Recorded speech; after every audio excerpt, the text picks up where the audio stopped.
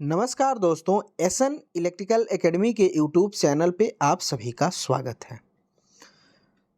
दोस्तों, हम UP RVNL के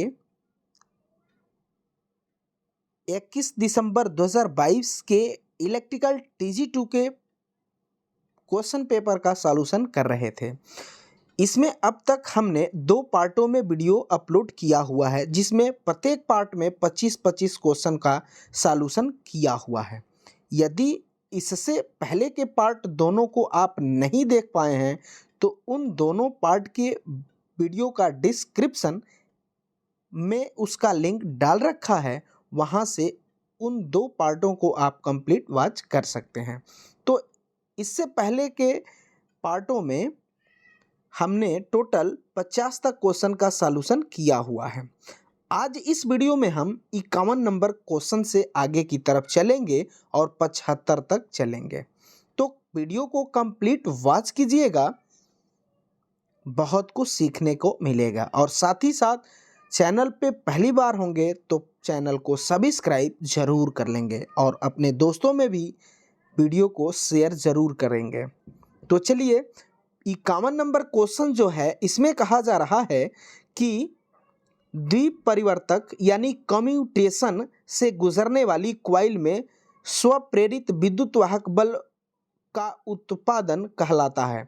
तो देखिए, डीसी मशीनों में कम्यूटेशन के दौरान जो फर्स्ट कॉइल जो कॉइल होती है उसके पास वाली कॉइल में करंट का फ्लो होता है। तो पास वाली कॉइल होती है तो उसमें तो सेल्फ इंडक्शन होता है, लेकिन इससे बिल्कुल अलग कॉइल होती है जो कि शॉर्ट सर्किट कॉइल लगाई जाती है। तो वह किसी तरीके से इसमें कपल्ड नहीं होती है, लेकिन उसमें भी वोल्टेज बिल्डअप हो जाता है। तो वह तो म्यूचुअल इंडक्शन के कारण होता है। तो देखिए, जो रिएक्टेंस वोल्टेज होता है ना, वह सेल्फ इंडक्शन और म्यूचुअल इंडक्शन दोनों के योगफल के को ही हम रिएक्टेंस वोल्टेज कहते हैं। और यह कम्यूटेशन के दौरान होता है और यह 2 से 3% होता है।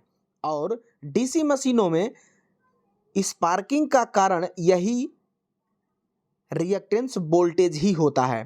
प्रश्न यहाँ कहा है कि सेल्फ इंडक्शन मतलब कि प्रेरित विद्युत वाहक बल उत्पन्न होगा, तो वह उसका कारण क्या है? तो वह रिएक्टेंस वोल्टेज के कारण होता है। ऑप्शन नंबर बी में दिया गया है रिएक्टेंस वोल्टेज, इसलिए ऑप्शन नंबर बी सही होगा। और साथ ही साथ याद रखिएगा कि इसका मान कितना होता है, तो 2 से 3% होता है।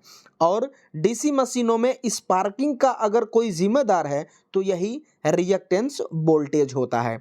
अब यह रिएक्टेंस वोल्टेज में कौन कौन होंगे?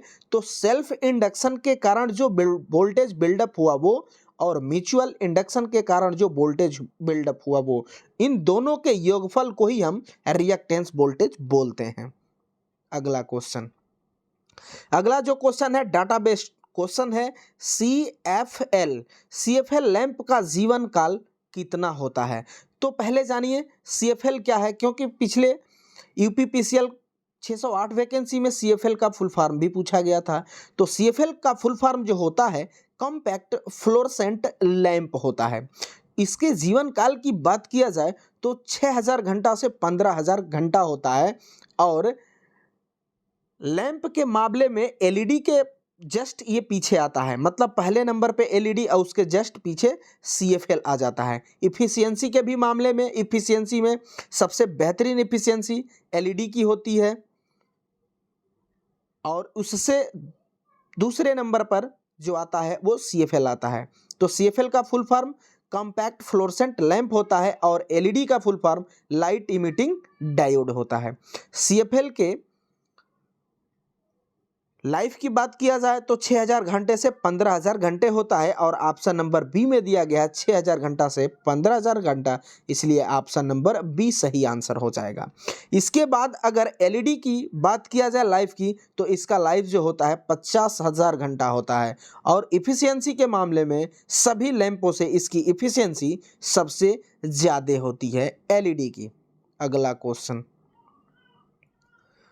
अगला जो क्वेश्चन है ये भी डाटा बेस्ड क्वेश्चन है कि कॉपर के प्लेट इलेक्ट्रोड की मोटाई डॉट डॉट से अधिक नहीं होनी चाहिए।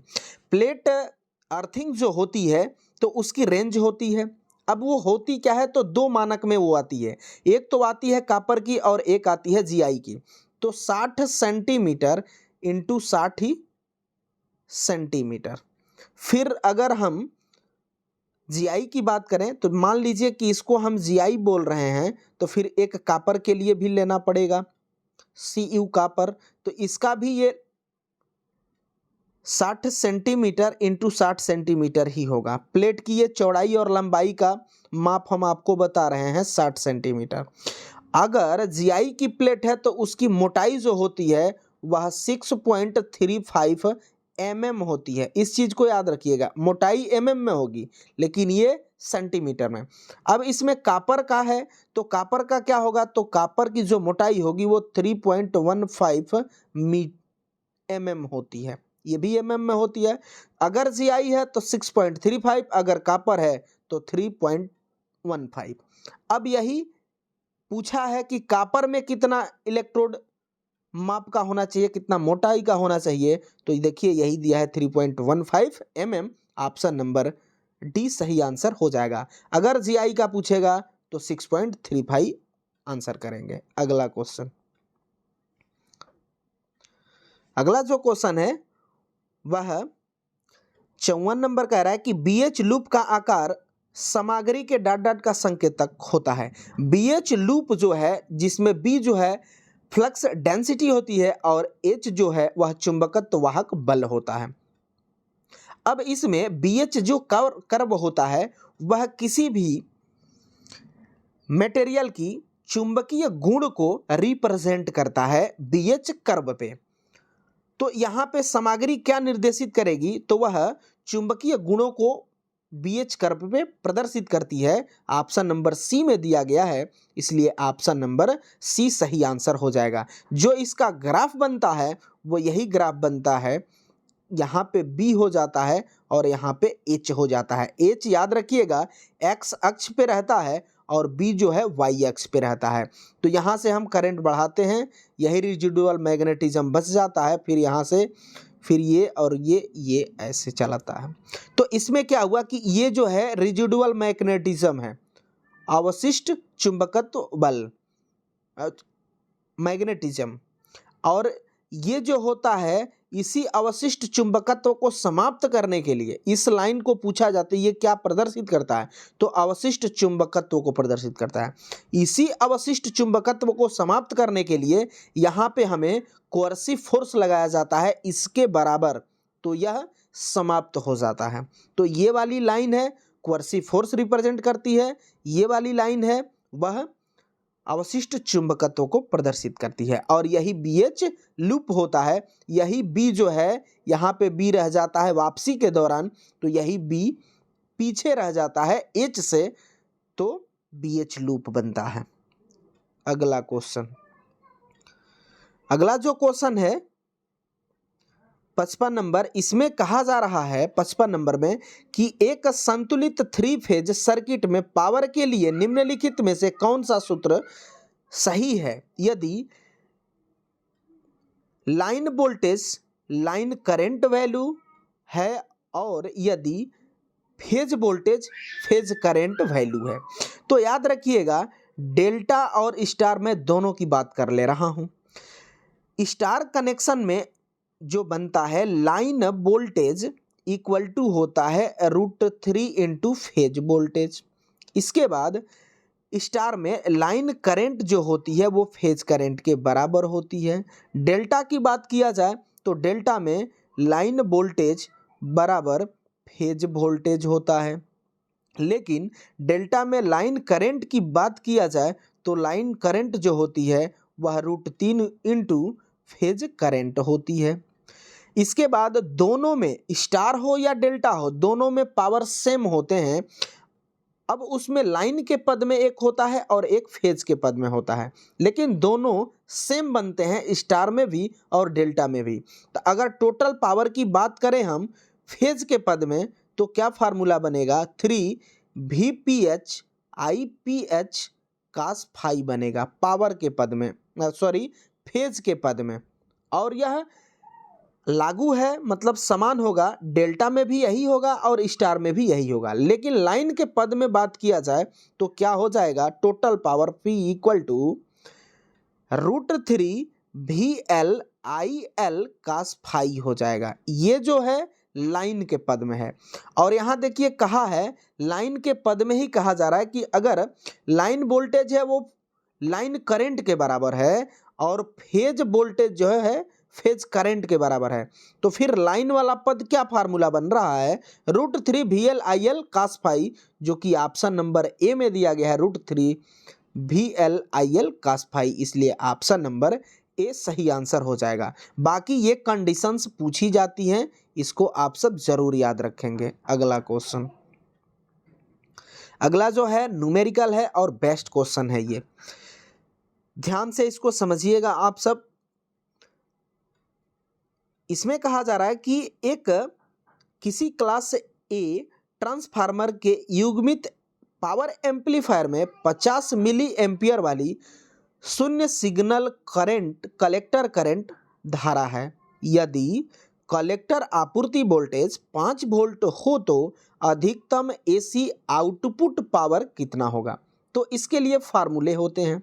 अब इसमें पूछा गया है कि आउटपुट पावर बताइए, लेकिन मैक्सिमम पावर पूछा है और क्लास ए प्रकार के ट्रांसफार्मर की बात भी किया गया है और पावर एम्पलीफायर है। तो इसके लिए आउटपुट पावर मैक्सिमम के केस में जो बनेगा वो क्या बनता है, VCC इंटू IC/2 होता है। ये कब के लिए है, तो मैक्सिमम के लिए है, लेकिन मैक्सिमम में आउटपुट पावर। अगर यह इनपुट पावर की बात किया रहता तो केवल फार्मूला बनता VCC/ICC। आप ऐसे जनरल भी फार्मूला पढ़ते हैं पावर का, तो P इक्वल टू क्या करते हैं, V इंटू I, ठीक है ना।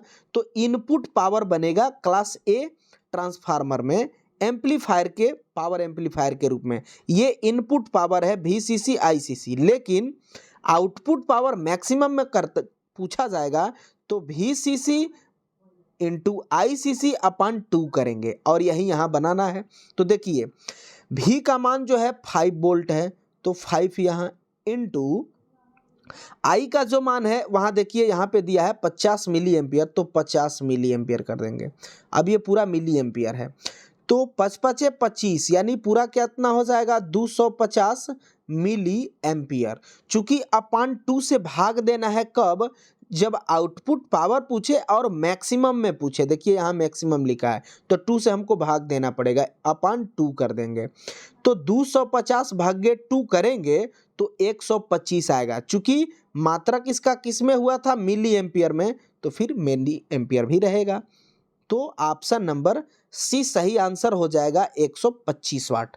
ध्यान रखिएगा आउटपुट पावर मैक्सिमम में पूछा है तो ये फार्मूला लगेगा। अगर इनपुट पावर कहता तो सिर्फ दोनों को हम गुणा कर देते, वही आंसर हो जाता। उम्मीद करेंगे कि आप सबको ये क्वेश्चन अच्छे से समझ में आया होगा। अगला क्वेश्चन, अगला जो है 57 नंबर, इसमें कहा जा रहा है कि पॉलीफेज ट्रांसफार्मर के स्टार स्टार कनेक्शन में लाइन और फेज वोल्टेज के बीच कालांतर कितना होता है। तो इसमें 4 कंडीशंस बनती है। अब इसमें पहले तो 2 कंडीशंस देख लीजिए आप। स्टार स्टार की बात किया गया है, तो स्टार स्टार की बात किया गया है तो इसमें 2 कंडीशंस बनेगी। एक तो स्टार ऐसे हो सकता है और एक स्टार ऐसे हो सकता है। तो जब घड़ी की एक पोजीशन होगी 1 बजे की पोजीशन, तो वह एंगल जो बनेगा वह 30 डिग्री का बनेगा, लेकिन पॉजिटिव 30 डिग्री होगा। लेकिन दूसरा इसमें कंडीशन बनेगा कि 11 बजे की पोजीशन बनेगी तो उस पर भी एंगल 30 डिग्री होगा, लेकिन उसमें -30 डिग्री होगा। तो यहाँ पे एक ही ऑप्शन है 30 डिग्री, तो फिर कुछ सोचने की बात नहीं है कि पॉजिटिव होगा कि निगेटिव होगा। इसलिए ऑप्शन नंबर ए सही आंसर हो जाएगा। और ये भी याद रखिएगा कि स्टार स्टार डेल्टा में 1 बजे की पोजीशन जो होगी वो +30 डिग्री होगी और दूसरी इसकी पोजीशन जो होती है 11 बजे की होती है तो वह -30 डिग्री की होती है। अगला क्वेश्चन, अगला जो क्वेश्चन है 58 नंबर, इसमें कहा जा रहा है कि नो लोड पर किसी ट्रांसफार्मर की द्वितीयक वाइंडिंग में 425 वोल्ट है। यदि पूर्ण भार के तहत वह 400 वोल्ट है तो ट्रांसफार्मर में वोल्टेज रेगुलेशन की गणना कीजिए। तो voltage regulation equal to no load minus full load upon full load into 100 होता है। अब यहाँ पे नो लोड देखिए जो दिया है 425 दिया है, माइनस फुल लोड जो दिया है वो 400 दिया है, अपॉन फुल लोड 400 हो जाएगा, इंटू 100 हो जाएगा। तो ये 2 जीरो से ये 2 जीरो मार दिया जाएगा। अब 425 में 400 माइनस करेंगे तो 25 हो जाएगा, अपॉन नीचे में ये 4 है तो 4 से भाग देंगे तो 4 छक्का 24 6.25 आ जाएगा, जो कि ऑप्शन नंबर सी में दिया गया है 6.25%, इसलिए ऑप्शन नंबर सी सही आंसर हो जाएगा। अगला क्वेश्चन, अगला जो है 59 नंबर, इसमें कहा जा रहा है कि तापमान में वृद्धि के साथ शुद्ध धातुओं का प्रतिरोध बढ़ता है तो तापमान गुणांक कैसा है। टेम्परेचर की बात किया जाएगा तो एक तो आता है पीटीसी, एक तो होता है एनटीसी और एक जो होता है जेडटीसी। पीटीसी जो होता है पॉजिटिव टेम्परेचर कोफिशिएंट होता है और इसमें जितने भी कंडक्टिव मटेरियल हैं वो सब के सब पीटीसी के अंतर्गत आएंगे। तो इसमें विशेषता होगी कि इसमें टेम्परेचर यदि बढ़ाते हैं तो रेजिस्टेंस बढ़ेगा, चालकता घटेगी, और जितने भी हमारे एल्युमिनियम, चांदी, सोना ये सब हैं ये पीटीसी के अंतर्गत आते हैं और इसका दूसरा नाम सेंसिटर होता है। अगले की बात किया जाए पीटीसी, पीटीसी का full form negative temperature coefficient होता है और इसमें जितने भी हमारे इंसुलेटिंग मटेरियल आएंगे साथ ही साथ सेमीकंडक्टर वो सब एनटीसी के अंतर्गत आते हैं और इसमें टेम्परेचर अगर बढ़ाया जाता है तो फिर इसका रेजिस्टेंस घटने लगता है और रेजिस्टेंस घटने लगता है तो फिर चालकता बढ़ने लगती है। इसके बाद एक आता है जेडटीसी, जेडटीसी का मतलब होता है जीरो टेम्परेचर कोफिशिएंट, वैसा मटेरियल जिस पर टेम्परेचर का कोई प्रभाव ही नहीं पड़ता है वो जेडटीसी के अंतर्गत आता है। अब इसमें एक चीज़ छोड़ दिए हम, एनटीसी का दूसरा नाम क्या होता है तो थर्मिस्टर होता है। अब जेडटीसी के अंतर्गत मात्र 2 मिश्र धातु आती है, एक तो होती है यूरेका और एक होती है मैग्नीन। इस पर टेम्परेचर का प्रभाव नहीं पड़ता है, इसीलिए डीसी मशीनों में, एसी मशीनों में स्टार्टर के रूप में जो कॉइल डाली जाती है यही यूरेका और मैग्नीन की डाली जाती है। तो यहाँ पे धातु की बात किया है तो फिर एल्युमिनियम, कापर, सोना, चांदी ये आएंगे, तो ये किसके अंतर्गत आएंगे, पीटीसी के, यानी पॉजिटिव टेम्परेचर कोफिशिएंट के, इसलिए ऑप्शन नंबर डी सही आंसर हो जाएगा। अगला क्वेश्चन, अगला जो क्वेश्चन है ये क्वेश्चन जो है इंस्ट्रूमेंट से है और बेहतरीन प्रश्न है। इंस्ट्रूमेंट से जो क्वेश्चन है कि जब किसी डायनेमोमीटर उपकरण का उपयोग वोल्टमीटर के रूप में किया जाता है तो स्थिर और गतिमान कॉइल में क्या कंडीशन होगी। तो देखिए एक तो होती है सीसी, सीसी को हम कहते हैं करंट कॉइल, इसी का दूसरा नाम जो होता है फिक्स्ड कॉइल भी होता है। एक होती है पीसी, पीसी की बात किया जाए तो इसे हम वोल्टेज कॉइल भी कहते हैं और इसे प्रेशर कॉइल भी कहा जाता है, और ये होती है मूवेबल और करंट कॉइल होती है फिक्स्ड। इसमें क्या होता है तो इसमें मोटा वायर होता है, वायर जो होता है वो मोटा होता है और कम टर्न होते हैं, तो मोटा वायर होने के वजह से इसका वेट ज़्यादा हो जाता है, इसीलिए इसको फिक्स कर दिया जाता है। और तब इसमें कंडीशंस हो जाती है कि मोटा वायर है तो फिर रेजिस्टेंस कम होगा, इंडक्टेंस हाई हो जाता है। इसके बाद प्रेशर कॉइल जो होती है वो पतले तार की अधिक टर्न की होती है, तो ये हल्की होती है, इसीलिए यह मूवेबल इसको रखा जाता है। और लोड के सीरीज में करंट कॉइल होती है और लोड के पैरेलल में यानी सप्लाई के अक्रॉस मतलब पैरेलल में प्रेशर कॉइल होती है।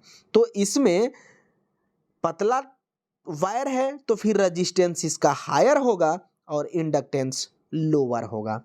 अब प्रश्न बात कहा क्या है वो देखिए, ये तो रहे एक्स्ट्रा फैक्ट। इसमें कहा है कि स्थिर और गतिमान कॉइल, तो स्थिर जो कॉइल है उसमें क्या कंडीशंस होंगी और गतिमान में क्या कंडीशन होगी। तो देखिए गतिमान है तो यहाँ पे कह रहा है कि प्रतिरोध कैसा होगा, तो गतिमान है यानी प्रेशर कॉइल है तो उसका रेजिस्टेंस, यहाँ रेजिस्टेंस ही तो पूछा है ना, यानी रेजिस्टेंस जो होगा वो हायर होगा। ठीक, आप प्रेशर कॉइल का क्या होगा, तो प्रेशर कॉइल इंस्टॉल की जाएगी वह सीरीज में की जाएगी, यानी ऑप्शन नंबर डी सही आंसर हो जाएगा। अगला क्वेश्चन, अगला जो है 61 नंबर क्वेश्चन, इसमें कहा जा रहा है कि निम्नलिखित में कौन सी चेतावनी संकेतक का एक उदाहरण है। अब चेतावनी की बात की जाएगी तो चेतावनी जो होती है यानी वार्निंग साइन। अब वार्निंग साइन जो होती है वो त्रिभुजाकार होती है।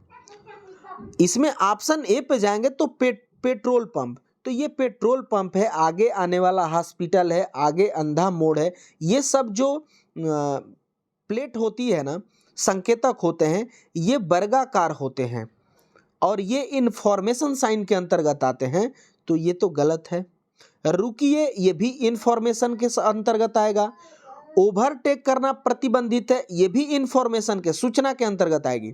लेकिन चेतावनी चिन्ह के अंतर्गत रोड क्रॉसिंग जो होता है यानी पैदल पार करना, ये जो होता है इंफॉर्मेशन के अंतर्गत आएगा और यही ऑप्शन सी सही आंसर हो जाएगा, सॉरी ऑप्शन डी सही आंसर हो जाएगा। इसकी आकृति की बात की जाएगी तो इसकी आकृति होती है त्रिभुजाकार। इसके पृष्ठभूमि की बात की जाएगी तो पीला होता है। अगला क्वेश्चन, अगला क्वेश्चन जो है ये यूपीपीसीएल 608 वैकेंसी का रिपीटेड प्रश्न है।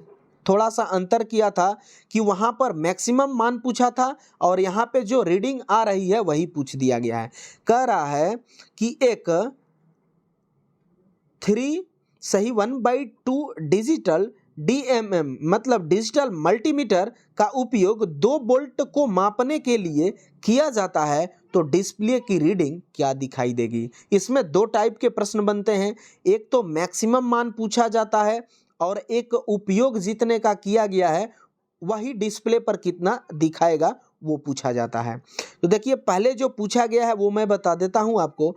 इसमें कहा है कि डिजिटल मल्टीमीटर का उपयोग 2 वोल्ट मापने के लिए किया गया है, तो फिर डिस्प्ले पर रीडिंग क्या होगी। तो जितने के लिए उपयोग आप कर रहे हैं उसके डिस्प्ले पर भी उतनी ही रीडिंग देगी, यानी ऑप्शन नंबर डी सही हो जाएगा कि आप उपयोग कितने के लिए कर रहे थे, तो 2 वोल्ट के लिए कर रहे थे, तो ऑप्शन डी सही होगा 2 वोल्ट। लेकिन अगर यही प्रश्न में मैक्सिमम रीडिंग पूछता कि यह मैक्सिमम रीडिंग इतने मान पर कितना दे सकता है, तो वो देखिए इसमें मैक्सिमम मतलब 2 डिफ्लेक्शन आते हैं।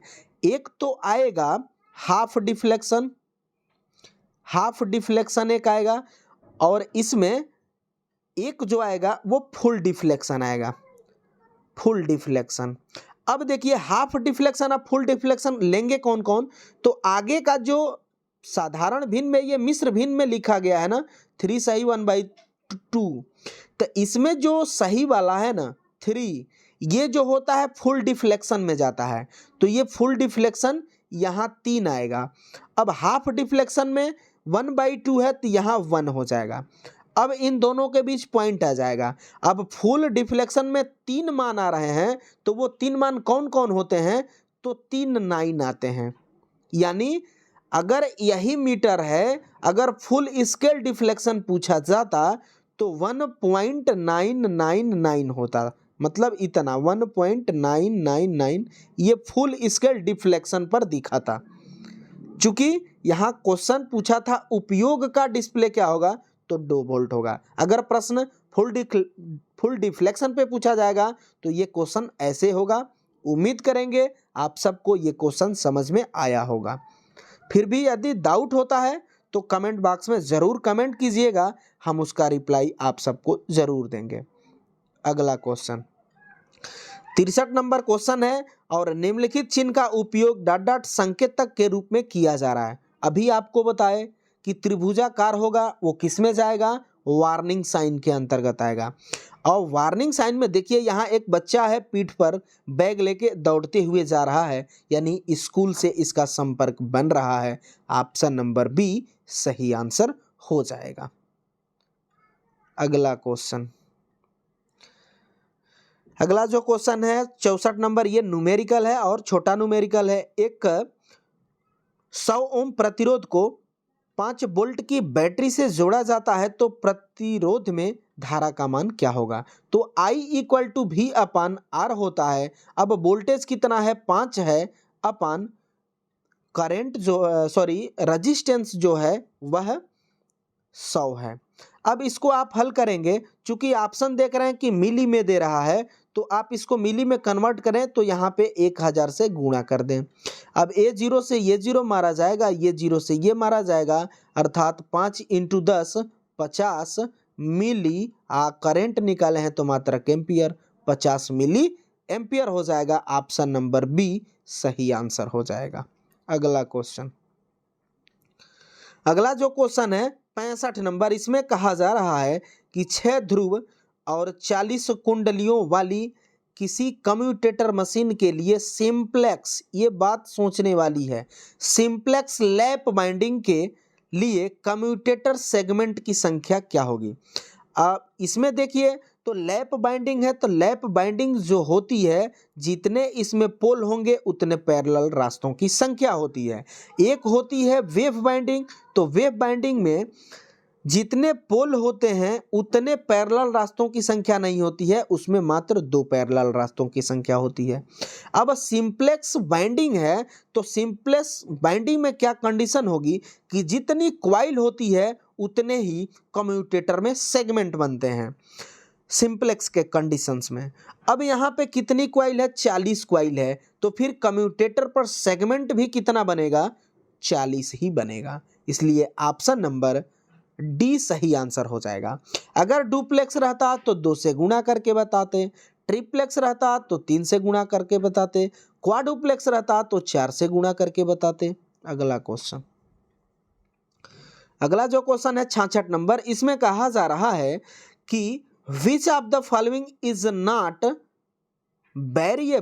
Desirable characteristic of insulation material, मतलब कौन सा दिए गए ऑप्शनों में इंसुलेटिंग मटेरियल का एक डिजायरेबल मानक कैरेक्टरिस्टिक नहीं होता है। तो देखिए इंसुलेशन में हम अंडरग्राउंड केबल करते हैं तो उसमें क्या क्या कंडीशंस रखते हैं, तो रखते हैं कि डाइलेक्ट्रिक स्ट्रेंथ जो है मैक्सिमम होनी चाहिए जिससे कि वह अधिक से अधिक वोल्टेज को झेल पाए। इसके बाद वह ज्वलनशील नहीं होना चाहिए। इसके बाद आर्द्रता ग्राही नहीं होना चाहिए। उसके बाद उसमें हायर फ्लेक्सिबिलिटी ज़्यादा होनी चाहिए ताकि हम कहीं मोड़ें तो फिर वह उसमें टूट फूट की संभावना ना हो। उसके बाद हायर रेजिस्टेंस उसका होना चाहिए जिससे कि लीकेज करंट कम से कम ना हो।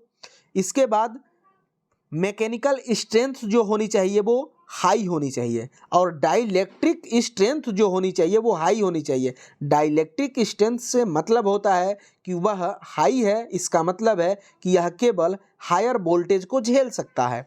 ऑप्शन पहला ही दे दिया गलत कि लो डाइलेक्ट्रिक स्ट्रेंथ होनी चाहिए, तो इंसुलेटिंग मटेरियल में ये गलत, बिल्कुल गलत है, क्योंकि लो अगर डाइलेक्ट्रिक स्ट्रेंथ बन रहा है इसका मतलब कि कम ही वोल्टेज पर उसका ब्रेक डाउन हो जाएगा, उसमें लीकेज करंट फ्लो होने लगेगी तो फिर डेंजर हो जाएगा ना। इसलिए पहला ही आंसर यहाँ गलत है क्योंकि ना पूछा है। ऑप्शन नंबर ए सही आंसर हो जाएगा।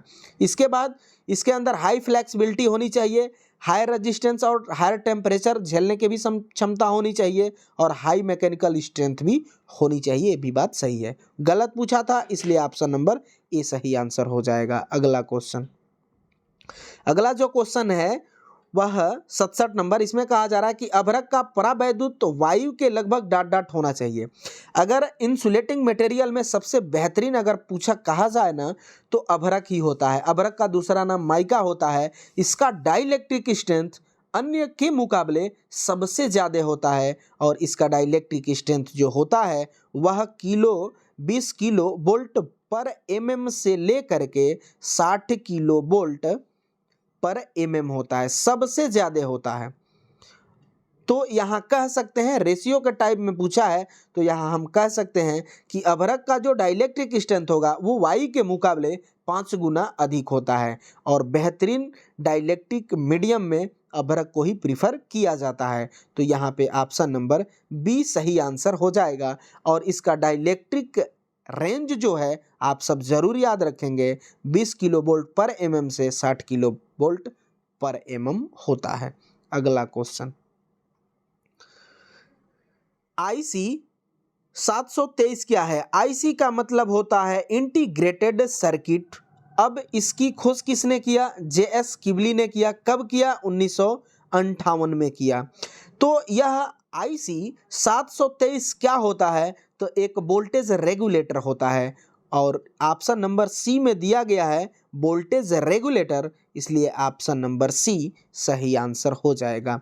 अगला क्वेश्चन, अगला जो है 69, इसमें कहा जा रहा है कि जिस भवन की स्थापना प्रणाली भूसंपर्कन हो उसे कितनी दूरी तक इलेक्ट्रोड स्थित नहीं होना चाहिए। मतलब है कि जब हम ग्राउंडिंग करते हैं तो हमारे भवन से कितनी दूरी पर होना चाहिए। तो वो डाटा है 1.5 मीटर की दूरी पर और यह डाटा बेस्ड क्वेश्चन है तो फिर आपको ये रटने ही पड़ेंगे और ऑप्शन भी दिया है 1.5 मीटर। ऑप्शन नंबर ए सही आंसर हो जाएगा। अगला क्वेश्चन, अगला जो क्वेश्चन है वो क्या है कि horn gap search arrester dot dot से अधिक आर्क धारा को रप्चर नहीं कर सकता है। इसमें क्वेश्चन जो पूछा गया है कि लाइटनिंग अरेस्टर जो होते हैं, हार्न गैप है, रॉड गैप है, इम्पल्स है, ये जो अरेस्टर होते हैं उसी में हार्न गैप है। हार्न गैप का जो आकार होता है वो कहिए तो भैंस की सींग के आकृति में आता है, ऐसे यूं आकार में आता है। तो इसकी जो करंट रप्चरिंग कैपेसिटी जो होती है वह 10 एम्पियर की होती है। ऑप्शन नंबर डी में दिया गया है 10 एम्पियर, इसलिए ऑप्शन नंबर डी सही आंसर हो जाएगा। ये भी डाटा बेस्ड क्वेश्चन है, इसको भी आप सब जरूर याद रखेंगे। अगला क्वेश्चन 71 नंबर क्वेश्चन है, इसमें कहा जा रहा है कि निम्नलिखित में से कौन सा नियम बताता है कि प्रेरित धारा की दिशा सदा ऐसी होगी जो उस कारण का विरोध करती है जिससे वह स्वयं उत्पन्न होता है। तो फिर विरोध ही शब्द आता है ना तो सीधे सीधे लेंस का नियम चला जाता है। ऑप्शन नंबर सी सही आंसर हो जाएगा। अब इसमें अगला क्वेश्चन, अगला जो क्वेश्चन है 72 नंबर, ये बेहतरीन क्वेश्चन है। अल्प उत्तेजित तुल्यकाली मोटर यानी under excited synchronous motor dot dot लेती है। अब देखिए इसमें दो चीज हम समझाते हैं, समझने का आप सब प्रयास करेंगे। अगर अंडर एक्साइटेशन सिंक्रोनस मोटर चल रही है इसका मतलब है कि वह कैसे काम करेगी, तो वह एक इंडक्टर की भांति काम करेगी, इंडक्टर की भांति काम करेगी। अब देखिए अंडर में अगर चल रही है तो इंडक्टर के भांति काम करेगी, अगर ओवर में चलेगी ओवर एक्साइटेशन में तो एक कैपेसिटर की भांति काम करेगी। अब इंडक्टर जो होता है इसमें करंट कैसी होती है? लैगिंग होती है, लैगिंग होती है ना, तो यहाँ ऑप्शन नंबर डी सही आंसर हो जाएगा। मतलब कि लैगिंग धारा को लेगी, ऑप्शन डी सही हो जाएगा। अगर यह प्रश्न ओवर एक्साइटेशन का रहता तो फिर यह सिंक्रोनस मोटर कैसे बन जाता, कैपेसिटर की भांति बन जाता। अब कैपेसिटर कैसे वर्क करता है, तो उसमें करंट जो होती है वो वोल्टेज से 90 डिग्री लीड करती है। तो अगर वैसा प्रश्न रहता तो हम क्या आंसर करते, पहला ऑप्शन कर देते, लीडिंग पावर फैक्टर। तो ये दोनों याद रखिएगा। आज ये प्रश्न पूछा है आने वाले एग्जाम में, ओवर एक्साइटेशन से पूछेगा। तो ओवर एक्साइटेशन अगर सिंक्रोनस मोटर है, इसका मतलब कि वो कैपेसिटर बन गई। कैपेसिटर बन गई तो उसमें कैसी प्रवृत्ति होगी, लीडिंग पावर फैक्टर की। उम्मीद करेंगे कि ये आप सबको समझ में आया होगा। अगला क्वेश्चन, डायनेमोमीटर टाइप वाटमीटर के मामले में निम्नलिखित में कौन सा कथन गलत है। अब डायनेमोमीटर है तो डायनेमोमीटर में हम दो कॉइल लगाते हैं, एक तो होती है सीसी और एक होती है पीसी। सीसी को करंट कॉइल कहते हैं, इसी को फिक्स्ड कॉइल भी कहा जाता है। और एक है पीसी, पीसी को प्रेशर कॉइल या वोल्टेज कॉइल कहा जाता है। ये कैसे इंस्टॉल होती है, इस सीरीज में। ये कैसे होती है, पैरेलल में। इसमें कहा जाए तो इसमें मोटा वायर होगा और कम टर्न होंगे, जिससे इसका वेट ज़्यादा हो जाता है, इसीलिए इसको फिक्स्ड कर दिया जाता है। और प्रेशर कॉइल पतले तार अधिक टर्न की होती है, तो ये हल्की होती है, तो इसे मूवेबल रखा जाता है। और इंस्ट्रूमेंट का पॉइंटर जो होता है इसी कॉइल से जुड़ा रहता है, प्रेशर कॉइल से। अब इसमें कंडीशंस होती है कि डायनेमोमीटर क्या मेजर करता है, तो यह करंट भी मेजर करता है, वोल्टेज भी मेजर करता है और पावर भी मेजर करता है। क्यों, क्योंकि पावर P बराबर V/I। तो याद रखिएगा, यह करंट भी मेजर करेगा, वोल्टेज भी मेजर करेगा और पावर भी मेजर करेगा।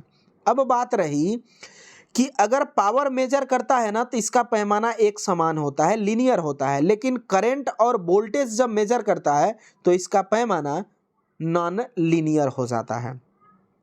इसके बाद अगर एसी का अगर पावर मेजर करना होता है तो उसमें डायनेमोमीटर टाइप वाटमीटर का प्रयोग किया जाता है। लेकिन अगर डीसी पावर को मेजर करना होगा तो उसमें दो प्रकार के मीटर चलते हैं। एक तो चलता है एम्पियर वोल्ट मीटर और एक जो चलता है वह voltmeter, ammeter, wattmeter. दो चलते हैं डीसी के लिए और ये एसी के लिए। तो इसका पैमाना कैसा बन रहा है, ये एसी में यूज कर रहे हैं। पैमाना पावर मेजर करने के लिए भी कहा है, तो यह तो इसका पैमाना लीनियर होगा, समान होगा, ये बात सही है। क्योंकि इसमें अगर वोल्टेज या करंट मेजर करता तो ये पैमाना नॉन लीनियर हो जाता। इसके बाद इसकी लागत की बात किया जाए तो इसमें दो कॉइल डाली जा रही हैं, इसका कास्ट ज़्यादा होता ही है। इसकी जो एक्यूरेसी होती है, शुद्धता होती है, वह ज़्यादा होती है, ये भी बात सही है। लेकिन डी कह रहा है कि बिजली की खपत इसमें कम होती है, तो ये गलत बात है। बिजली की खपत इसमें ज़्यादा होती है। ऑप्शन नंबर डी सही आंसर हो जाएगा। इसमें और एक्स्ट्रा फैक्ट याद रखिएगा कि इसमें अगर कंट्रोलिंग डैम्पिंग की बात किया जाएगा तो इसमें डैम्पिंग जो होती है स्प्रिंग डैम्पिंग होती है। और ये जो होती है इसमें कोर जो प्रयोग किया जाता है वो एयर कोर प्रयोग किया जाता है, जिससे इसमें एडी और हिस्टेरिसिस दोनों प्रकार के लॉस शून्य हो जाते हैं। अगला क्वेश्चन, अगला जो क्वेश्चन है 74 नंबर, इसमें कहा जा रहा है कि डीसी को एसी में बदलने वाले परिपथ को हम क्या कहेंगे। डीसी को एसी में बदला जा रहा है, यानी यह क्या है, इन्वर्टर है। और ऑप्शन नंबर डी में दिया गया है इन्वर्टर, इसलिए ऑप्शन नंबर डी सही आंसर हो जाएगा। अगर एसी को डीसी में बदला जाएगा तो इसे हम कहेंगे रेक्टिफायर। साइक्लो कन्वर्टर क्या होता है, तो साइक्लो कन्वर्टर जो होता है वह एसी को एसी में बदलता है, मतलब कि फिक्स एसी फ्रीक्वेंसी को वेरिएबल एसी फ्रीक्वेंसी के वोल्टेज, मतलब एसी को एसी में ही बदलता है लेकिन कांस्टेंट फ्रीक्वेंसी को वेरिएबल फ्रीक्वेंसी में बदलता है। और चॉपर जो होता है वह डीसी को डीसी में कन्वर्ट करता है लेकिन वेरिएबल टू कांस्टेंट करता है। अगला क्वेश्चन, अगला जो क्वेश्चन है 75 नंबर और इस वीडियो का ये अंतिम क्वेश्चन होगा कि सोल्डरिंग प्रक्रिया डॉट डॉट तापमान पर सफलतापूर्वक की जाती है। अब सोल्डरिंग है तो इसका टेम्परेचर सोल्डरिंग में दो सोल्डरिंग होगी, एक हार्ड सोल्डरिंग यानी कठोर सोल्डरिंग और एक नरम सोल्डरिंग। नरम जो सोल्डरिंग होती है वो 450 सेंटीग्रेड से डाउन होती है और कठोर जो सोल्डरिंग होती है वो 450 सेंटीग्रेड से ऊपर होती है। इसके बात की जाए तो नरम सोल्डरिंग जो होती है इसमें टीन प्लस लेड के मटेरियल का सोल्डर का प्रयोग किया जाता है। चूंकि यहाँ पे रेंज पूछा गया है, अब इसमें रेशियो भी थोड़ा सा जान लीजिए क्योंकि ये भी प्रश्न पूछे गए हैं। इसमें टीन कितना परसेंट होगा तो 63% होगा, लेड कितना परसेंट होगा तो 37% होगा। दूसरी इसकी एक और रेशियो चलती है 60% टीन और 40% लेड, ये भी रेशियो चलती है। अब इसमें पूछा गया है, अब इसमें थोड़ा सा देख लीजिए कि अगर इस रेशियो पर इसका टेम्परेचर कितना प्राप्त होता है तो 185 सेंटीग्रेड से 188 सेंटीग्रेड तक इसका टेम्परेचर प्राप्त होता है। अब इसमें लोअर भी प्राप्त करते हैं और हायर भी प्राप्त करते हैं। चूंकि यहाँ पे रेंज पूछा गया है तो यह रेशियो पर ही इसका निर्भर करता है। अब थोड़ा सा देख लीजिए, अगर हम टीन को क्या कर देते हैं 90% और लेड को 10% कर देते हैं तो इस पर इसका मिनिमम टेम्परेचर प्राप्त होता है, मतलब मिनिमम गलनांक प्राप्त होता है। वो कितना 145 डिग्री सेंटीग्रेड। अगर हम लेड को 90% कर दें और टीन को 10% कर दें तो इस पर इसका मैक्सिमम प्राप्त होता है गलनांक और वो 300 सेंटीग्रेड होता है। तो यही 145-300 के रेंज में ही ये आएगा। चूंकि यहाँ पे डाटा जो दिया गया है वह 180 से 250 का दिया जा रहा है, इसीलिए हम इसी के तरफ चले जाएंगे 180-250 के बीच में, इसलिए ऑप्शन नंबर डी सही आंसर हो जाएगा।